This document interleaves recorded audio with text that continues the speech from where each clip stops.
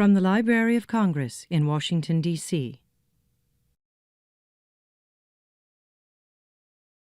My name is Jeffrey Lofton, and in addition to having the great fun of being with you here this afternoon, I have the pleasure, and it is a pleasure, to work at the Library of Congress in the Office of the Associate Librarian for Library Services. Let's talk about something of infinitely greater interest, our speaker today. She is a self-described small-town Texas girl. You know, I was really surprised to learn that small-town Texas girl means singer, tutor, historian, biologist, paramedic, city council member, a local library board member, yay! Horse and animal lover, hiker, kayaker, a wildlife advocate, photographer, cook, gardener, fencer, land healer, Vietnam War Marine veteran, wife, and mother. Oh, and I forgot, writer. It means writer, too. I don't know about you all, but I feel like kind of a slacker. I'm none of those things. You doubtless know her as the author of many novels, including The Legend of Paxenarian, Vada's War, and the Serrano Legacy series, as well as Remnant Population and The Speed of Dark, which earned her the Nebula Award. She has written over 3 short fiction collections, including Moonflights in 2007, and over 30 short fiction pieces in anthologies and magazines. In addition to her Nebula Award for Best Novel of 2003, she received the Compton Crook Award for the first Paxenarian book in 1989 and the Heinlein Award in 2007. Her new book is Limits of Power. She will sign books this afternoon at 4 o'clock in lane 6, and it's down that way towards 14th Street. Texas is really proud of this small town gal, this chronic underachiever, this treasure, really. Please join me in a warm round of applause for Elizabeth Moon.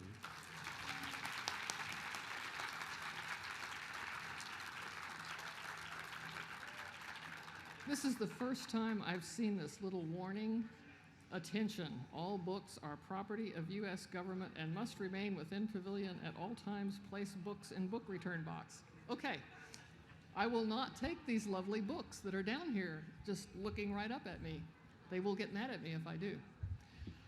I thought you might like to know how somebody who starts out at the south end of Texas in what was then a small town and is now a growing city ended up here on the Mall in Washington at a national book festival. Because I can assure you that not one of my teachers ever thought this would happen. I used to write things that were not assigned. I used to draw pictures on the sides of things that were assigned. And I got in trouble for both of those from time to time. I had teachers describe me as interesting, as disorganized, true, and once or twice in other ways that my mother didn't quite tell me but sort of warned me that I needed to straighten up. So, how did this happen? Well, I was born in Edinburgh, Texas, about 10 miles from the town where I grew up in McAllen, Texas, which is 8 miles from the Mexican border. And that's an area with a lot of different kinds of people. Not just Mexican Americans, not just Mexicans who came over to shop for the day, not just Anglos, but Czechs, Germans, Russians, Greeks, Lebanese, I've forgotten some already, and a whole bunch of other refugees from Europe who arrived shortly before or shortly after the start of World War II. So we had other languages, we had other customs, we had a fascinating mix in a town small enough that they couldn't separate off into little enclaves. They had to mix together. And I spent my earliest years on Main Street in a hardware store with my mother. And we Main Street kids could run in and out of all the stores and get to know everybody and discover that there were people who didn't eat pork, and there were people who didn't eat beef, which is very un-Texan if you're a Texan. And there were people who didn't eat this or that or the other, but they all had food that smelled wonderful when you were a kid. And you'd walk into the back room of a store that a family had, and they'd say, "Oh, you want some?" And we would say, "Sure." So I not only had the languages and the people to learn from, I had the tastes of different foods in my mouth very early, and I loved it because I'm greedy, as you can kind of tell. I was a skinny kid, but access to enough of the good stuff really gets to you. So I began writing stories because I heard stories. The first stories I heard were from my grandfather, who was known in the area as a storyteller. In the back of the hardware store, there was a little area where the men in town used to congregate on Saturday nights while their wives were on their weekly shopping trip in town. And the men would sit there and tell stories. Most of them were fishing stories. Some of them were hunting stories. Some of them were war stories. They would try to make sure I wasn't listening. But I had a space upstairs in the mezzanine, and I would sneak around on Saturday nights when I was supposed to be asleep on a couch. I would sneak around the trash cans that were stored there and hang over the edge, looking down where the men were talking, because they fascinated me. Learning from oral storytellers is a great way to learn how to tell stories in writing. The language is different. Particularly back then, we had no television when I was very small in that town. It came a little later, and we didn't have one for years. So what I heard was oral language, the natural English language and Spanish language and mixed Spanish-English language. Now, I'm not very good at languages, but I'm good at rhythm. And I'm good at understanding how a story is constructed and what kinds of things make people laugh, what kinds of things make people sit there wondering, did the wolf get you or did you get the wolf? I was fascinated by that. So at the age of 6, I decided to write a book. My mother had written me 2 books. I should have mentioned this earlier. She wrote me a book called Your What to Do book. She wrote this book because on the way out of someone's house one day, I said something rather embarrassing about the house, and my mother got very angry with me. And so the central part of that book was, whatever it is you have to say can wait until we drive away. So all the little manner things were rhymed, and I got to watch her make the book, draw the pictures, write the things in. So I knew that books came from people. I was going to write a book. Well, what does a 6-year-old write a book about? They say, write what you know. I had a dog named Tippy. I wrote a book called My Dog Tippy. And I still remember the first 2 boring sentences of that book. Tippy was born. Tippy's mother was named Tippy. That's not really a promising start, but you gotta start somewhere. Once I got to school, we began to be asked to write things. And I usually wrote more than I was supposed to. In 2nd grade, we were supposed to write a 4-line poem with at least 2 rhymes in it. I wrote 24. It was bad. I still have a copy of it. I'm telling you, it's bad. It is so bad. But I was 7. What do you expect from a 7-year-old? I love to write, and I kept writing and drawing, and eventually I started writing stories that actually had a beginning, a middle, and an end, in which something happened, rather than just being described. I might have grown up to be a mystery writer, a literary writer, a poet. I thought of all sorts of things. But then came 9th grade. The local Catholic parochial schools only went to 8th grade. So in 9th grade, we got an influx of students from the local parochial schools. And one of them was a girl named Mary Alice Agnes Morell. She was very smart. We were both taking Latin, and she was beating my grades easily because she'd had Latin before. And one day we were in an assembly. And you may remember assemblies in school that were not that interesting, kind of boring, and it was hot. And Mary and I were sitting up near the top. And she whispered to me, "Hey, "You read science fiction, don't you?" And I said, "I don't read that sort of thing." Yeah. And she looked me in the eye and she said, "If you haven't read it, how do you know you don't like it?" Okay, had to do something with that. So I asked her for some recommendations, and she gave them, and I took home 3 books. One by Heinlein, one by Asimov, and I'm not sure who did the third one, but I'm pretty sure it was Andre Norton. And I read those 3 books in an astonishingly fast pace, zip, zip, zip, and of course was hungry for more. So Mary is the one who got me into science fiction. I might have stayed with horse stories, dog stories, spy stories, and airplane stories before that. Of course, once having started reading science fiction, now that I'm in the 9th grade, I'm thinking seriously about writing it. I wrote very bad science fiction. Really bad science fiction.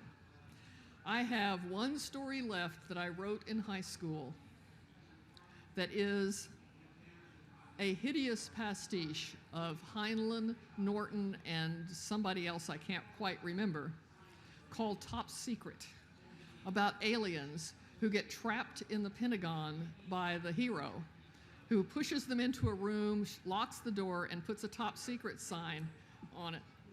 They are found years later as mysterious skeletons. Yeah. The short form is better than the long form.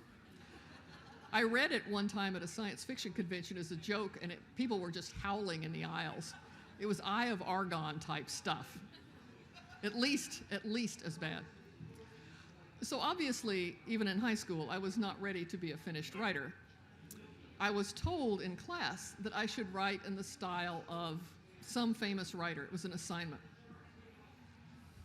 I tried Hemingway. Those of you who have read my stuff know that I do not write like Hemingway. I could not write like Hemingway when I was in the 10th grade either. But I tried, and all I understood of Hemingway was very short sentences. Well, that's not all there is to Hemingway, but that's all there was to my thing, which I got a C on, which annoyed me considerably. After that, I kept on writing and writing and writing and writing and writing and writing. But somewhere in my college years, I think, New Wave came in. I didn't really like the New Wave stories that much. Moreover, I knew I couldn't possibly ever write like that. So I went on writing my stuff, but I didn't ever send it in. Because why? It's not what's going to be accepted. Finally, I decided, one more serious try or I will give up. And there was a woman teaching a creative writing class. I'd never taken any creative writing classes at Southwestern University. I audited the class. I learned something important. Revision is not about fixing mistakes. I thought it was. I thought all you had to do was fix all your spelling mistakes and all your comma blunders and all your run-on sentences, and you were done. That was it. No. Revision is about looking at your project, re-envisioning it, seeing if the vision and the project have anything at all to do with each other, or if you've made a total mess of it. Sometimes I didn't make a total mess, but this chunk right here, that, out. And I didn't know that. So she taught me revision. All of a sudden, things began to look possible. And I began to write and submit. And I began the collection of rejection slips that every writer has to have. And I thought, okay, to encourage myself, to motivate myself, I will put them up on the wall. And I will see how much of the walls I can cover with rejection slips, and that will help me keep track of how I'm doing. If I cover all the walls, well, free wall space in our house is limited. We have books. But if I can cover all the free wall space, then obviously I'm never going to make it. And I started, and I had to put them side by side. I could not space them out in order to get out of this. I had to put them smacked up against each other. And I started doing that, one after another. And they began to cover one side of my study where there was free wall space, and then the other side of my study. And then I went to a workshop offered by what was then Austin Writers League, is now Writers League of Texas. And the guy giving the thing said, if you want to sell your stuff, send it to editors whose selections you like. That never occurred to me.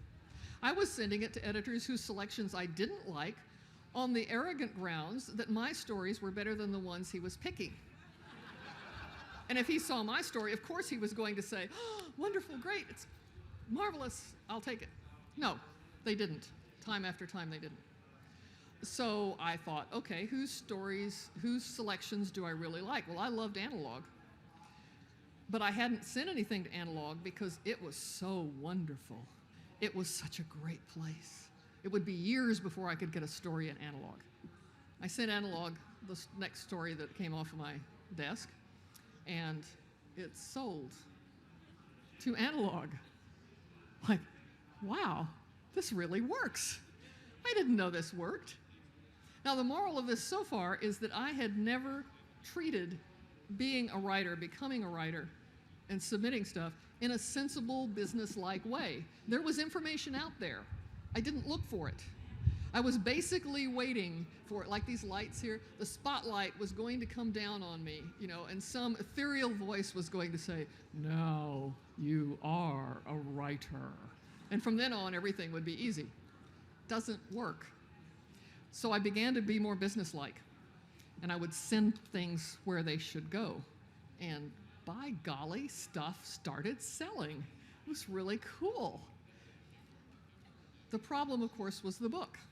The first book, Sheep Farmer's Daughter, which rapidly grew from the short story it was supposed to be into that book, and then the next book, and then the next book.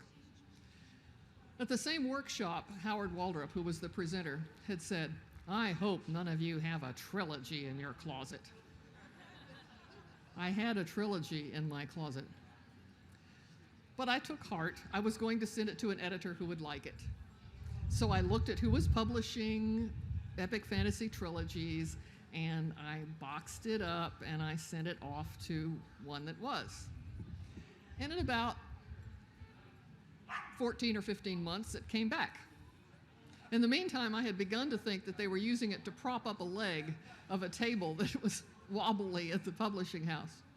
I didn't send them the whole thing. I knew better. I sent them only the first one. Then I got an agent who very kindly sent it back. I think we went back to Bantam. We also went to Del Rey, where Lester Del Rey was fairly scathing about women writing military fantasy. And then we sent it to Baen. Some of you know this story already. It came back from Baen with a long, long, long letter explaining why I was not capable of writing realistically about the military. By this time, I was a little annoyed, just a little, but I had the sense to send my fire-breathing dragon of a letter to my agent and not to the publisher. My agent said, the paint came off the wall in the mailroom. And I swear I had not used a single naughty word. My mother would have gotten after me, and she was still alive then, if I had used a single naughty word in that letter. I did not. But I pointed out the historical flaws in the argument, and I pointed out the fact that I did know something about it. Thank you very much. And on that basis, Jim Baen agreed to read the book, which he had not yet read when he rejected it. And he liked it. Now, whatever anybody thinks of Baen books or Jim Baen, I honor that man for being able to look at something again and make up his mind independently. I've always been amazed by that and delighted by that, and I honor him for that. So, first book comes out. First books you have dreams about. You know, you want this book to just take off and conquer the world. First books usually don't. And by this time, I had heard enough and read enough to know that it very likely was not going to be a New York Times #1 bestseller, which it wasn't. Had a little bitty ad in Locus magazine, and I was thinking, oh. Then I got the cover flats. the beautiful cover pictures. And a friend of mine who had a bookstore at that time slid it behind the other books so it looked like my book was staring back at me from the bookstore shelf. Talk about heart fluttering at that point, it did. The book came out, and lo and behold, it did well. And the next one did well, and the third one did well. And I'm thinking, this can't be true. This isn't how it's supposed to happen. My first books are supposed to flop, and then I'm supposed to struggle another 15 years. What's going on here? And it didn't flop. Then I had the wonderful opportunity to work with Anne McCaffrey and write the 2 Planet Pirates books. That was a master class in writing, because I could ask Anne anything, and she would happily and cheerfully tell me. She's a very warm and very giving person to the people that she worked with. Why this? Because so-and-so. Oh, okay. I had never even contemplated doing multi-point of view books. I had to do a multi-point of view book for Generation Warriors. And I was scared, and I said, Anne, how do I do this? Just write it. Okay. You'll tell me if I get it all wrong. Oh, yes. I will tell you if you get it all wrong. So I did that, and that one became very popular. Really helped my career a lot. I was very lucky. I got to sit beside her at a Dragon Con signing and learn how she dealt with people, which was marvelous. So I've had really good help. Once I got one thing out, it was incredible how much help I got from the community. I had joined Science Fiction Writers of America as soon as I qualified, and knowing myself and my propensity for getting into trouble, I had gotten a lifetime membership as soon as I could possibly afford it, so that I couldn't just quit. You know, people quit in a huff sometimes, and then they want to come back, and I thought, no, I'm going to stick this out. I am here for the long haul. I want to be writing these books when I'm the age I am now, or older, preferably much older. And so that's what I did. I've had help from all these wonderful people, including terrific editors, including 2 terrific publishers. It's been great. But I didn't expect to end up here. Because one thing that science fiction writers don't usually get is national general book acclaim. You know, we're a genre, we're commercial writers. Sometimes we just aren't even recognized. And so this invitation was like, what? National Book Festival, Library of Congress? Are you kidding me? They said, you know, do you want to go? Do I want to go? Are you out of your mind? Of course I want to go. So here I am, and I love it. It has been an incredible adventure. It is still being an incredible adventure because I still keep learning things. One of the things that my mother had said about someone else was that she hoped she never got so old she was just old. She hoped she never got so old she lost her curiosity or her interest in things. I haven't, and science fiction and fantasy drag me in so many different directions for research, for thinking things up, for dealing with the people like you that read it, who ask me fascinating questions. Why didn't you do this? What about that? Did you ever read so-and-so's paper on this particular topic? I never get bored. Boredom does not exist in my world right now because I'm always busy, I'm always curious, I'm always learning, I'm always being pulled into something else that I hadn't heard of. What is that? Okay. A piece of black tape got stuck on my finger, and I was thinking, all right, we're talking about fantasy, science fiction. What is this critter? It's not a critter, it's just a piece of tape. We'll put it there. Maybe it won't go anywhere. Stay. So, why, some people might want to know, do I write so many different kinds of things? Because I read so many different kinds of things. I would add mysteries if I could write mysteries, but I can't write mysteries because I can't keep secrets very well. And so my friends say by the 3rd or 4th page, they know who did it, and that's boring. So I do science fiction, and I do fantasy, and some of you know that I do funny fantasy There are the Ladies' Aid and Armor Society stories. I do things that almost aren't science fiction, like The Speed of Dark, about my autistic character. And that's where I'll be later this week. I'll be at Rutgers University, where they're having that as their freshman read thing. So I do quite different things because it's fun. Because I can in this genre, because this genre, unlike many of them, allows you to go anywhere, do anything, come up with any weird idea that you have, and try to make it work. Do they all work? No.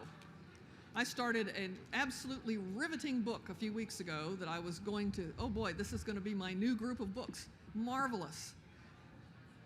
It died. I got about 10 pages into it, and it refused to go anywhere. Early on, that would have panicked me. Now I look at it and say, yeah, ideas, dime a dozen. I can get more of those. This one just wasn't that good. I thought it was. You know, a mercenary commander who's a were-jaguar. That seemed like a good idea at the time. You know, it really did. And maybe it will come alive again, but it didn't come alive while I was working on it. And I said, no, I don't have time to mess with ideas that refuse to grow. I audition them. You either grow now or you're out. I'm going to call in the next applicant for this position. We'll see what happens. Unfortunately, when I looked in the waiting room, it was empty. But I think there'll be more people coming in. I'm hearing footsteps coming down the corridor of the brain, which is another thing that many of us are kind of weird. Not only do we have characters in our heads that talk to each other and talk to us, we do things like think they're coming down the corridor for an interview to be in the book.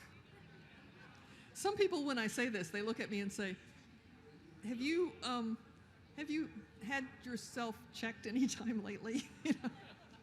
No, fine, I'm absolutely fine. There's nothing wrong with me at all, you know. I just write these books. So that is the story of how I got here. The story of what I've been doing recently is revisiting the old world of Paxonarian. I'd always planned to go back, but I didn't plan for there to be 20-something years between the two groups. I'm actually glad that there were. I knew I needed to be older before I wrote about the older characters so that I'd know what it felt like to be older. I, of course, was eternally young at that point. I'm not now. And that has been a wonderful, fun thing to get into, and it's been wonderful and fun to see how it's been affected by everything that's happened in the world since then. It's not a direct translation. It's not like writing contemporary fiction or even historical fiction. It comes out in weird ways, and I can see the connections because I had them in my head, but I don't think they actually show on the surface. I don't know, they might. That's one of the things we get to questions y'all can let me know about, is whether you think there are connections. So I'm thinking it's about time to open this up and see who would like to, I hope somebody would like to ask a question or offer an opinion or chat with me for a minute here. Yeah. So I was actually going to ask that question about the picking up of the Paxonarian series after 20 years. I mean, one of the things that I think is very amazing about that is, you talked about Asimov earlier, and he picked up the Foundation series after a number of years. Mm-hmm. And in fairness, the later ones weren't as good as the earlier ones. I mean, I read a lot of Asimov. Those last few were not quite as strong. Yours, I think, are almost stronger than the first three. I mean, these new 4 books are really amazing. And what I wonder is, how did you bring that additional depth into them? Is it just that the age and the maturity, or? I'm not sure. I think it is probably more life experience. I've done a lot since then. The writing books has enabled me to travel more, meet more people, and of course I've had my son to raise this whole time, which was an experience in itself. That's part of it. The other part is, I think that I lost my research notebooks. Yes. When I finished the first Pax books, I put them away very carefully in a special place. I moved them once to another special place. When I started reading this, I could not find the books at all, which meant that I had to go back in and reread the original books very carefully, and also scream for help on the Pax World blog when I can't find something. And I think that may have refreshened my memory, it may have gotten me deeper into the mood. Maybe Asimov didn't feel he needed to do that. I don't know. We have Do one over you here. still know your friend from 9th grade? No, she kind of disappeared. We were in touch for years and years, and she became kind of a recluse somewhere in New Mexico. So I have not heard from her in years, and it's really kind of sad. The last 2 times I wrote her, she never wrote back. Thank you. So, given that you have a fairly wide base of writing, you write epic fantasy, you write comedic fantasy, you write science fiction, would you ever consider going back and doing another science fiction series like Vada's War or like The Serrano Legacy? I have, in fact, considered doing another one. I can't really expand the Serrano Suiza books because they're with an earlier publisher and because the underpinnings were never that strong. But I might do something with Vada's War. I might start another one. It kind of depends on what comes to me and what the publisher wants. And I still have more books in the PAX world that I want to write. And I'm beginning to have, the unfortunate thing, the good thing about getting older is it's a lot of fun. The other thing about getting older is you realize, I may not be writing 40 years from now, so I better write fast. Keep working. You next. I was just wondering, as a sci-fi author, what is your favorite book or other author that you look to for inspiration? I don't have just one. That's the problem. That's okay. I like a lot of them, and if I start naming them, I'll forget ones I really like. Wait just a minute till this. Sorry. Yeah. Wait for the helicopter. Yeah. Go that way, helicopter. Are we good now? Yeah. Okay. You mentioned earlier about unfounded misogyny, against... About what? Unfounded misogyny against, girls being able to write about speculative military fiction. And I've noticed it's really coming to the foreground now, especially in, geek culture in general, how hard it is for girls. Can you kind of speak to that as a woman sci-fi author growing up, kind of, in the prime of it, what you had to go through? Well, I wasn't supposed to read it in the first place. My mother didn't mind, but teachers thought it was weird if a girl read science fiction. If you're not supposed to read it, then obviously you're not supposed to write it. But I did not have as hard a time as some people did, seriously. And I think being a Marine veteran helps, it kind of gives you some street cred like nothing else. It's been occasionally difficult. I was asked to change my name to sell books to Russia at one point because Russians would not buy books by women, science fiction books by women. And I chose not to, and they didn't buy them then, and then later they went, oh well, and they bought them. So things have changed a lot. It's not nearly as difficult as it was. We have more women veterans now who are writing books, and that is really opening up for the military types of books, and for others, I think, as well. Thank you so much. Thank you.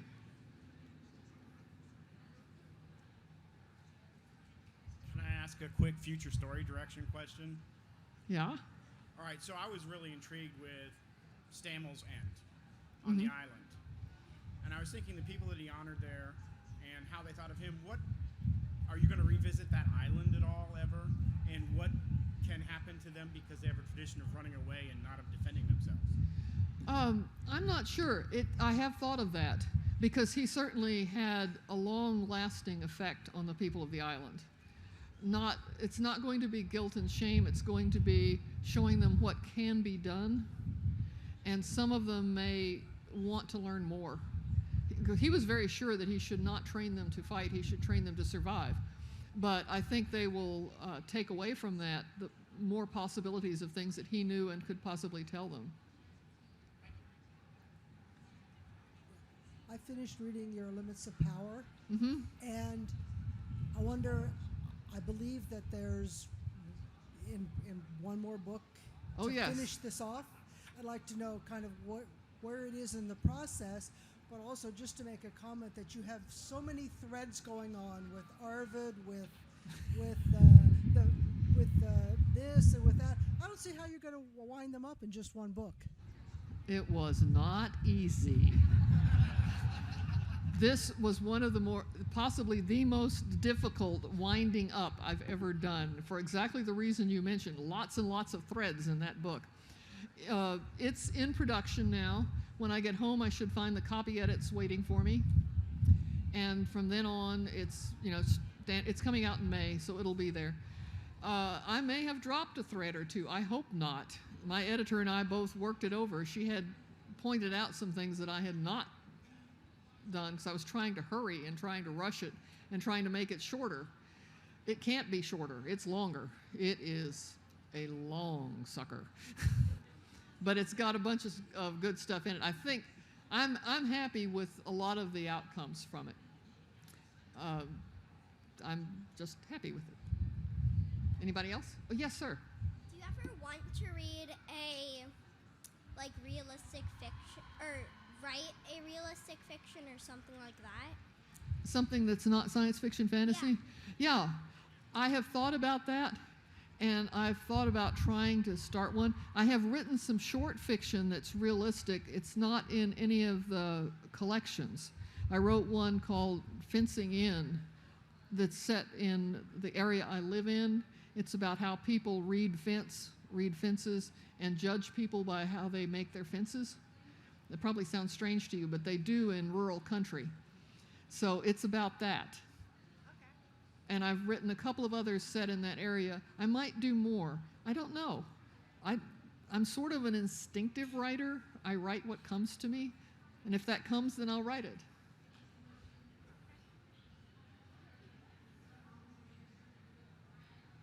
I've got two disparate questions. One is, have you ever had a chance to compare notes with Tanya Huff? I'm sorry? Have you ever had a chance to compare notes with Tanya Huff? Yes. Tanya's delightful. We got to chat. We've gotten to chat several times. We're in touch on Twitter. Yeah, we were on a military panel one time, and finally there was another woman on it with me. It was great. Okay. And secondly, I've just picked up The Limits of Power, and I realized, oh my God, there's 3 of them ahead of this thing. I'm sorry? So there's like, what, 3 novels ahead of The Limits of Power? In the Yes, series? yes. Oath of Fealty, Kings of the North, and Echoes of Betrayal. Is it even worth my while trying to start with this one? You could, but you're going to run into a few difficulties.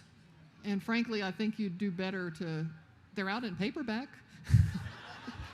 How about ebook? Ebooks as well. Everything's out in ebooks. Or the library.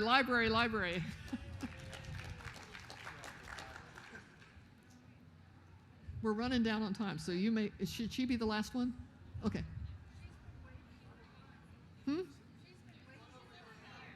Oh, I'm sorry. Oh, okay. Then you. I'm so sorry. Go ahead. All right. That other lady unfortunately cleared up something I was hoping was not so. I was hoping the next book would not be the last one. I am grateful that it's going to be thicker. I wanted to thank you for a couple of things. Thank you for making Stammel's End a good one. And thank you for going past trilogies. Keep it up. There will probably be more Pax books. They will be slightly different arcs, but they'll still be interrelated. It's a pleasure to meet you. The question I wanted to ask that... It's so noisy. Let me get closer to you. I actually wanted to ask what kind of influence you had with the mythology and our past heritage on science fiction.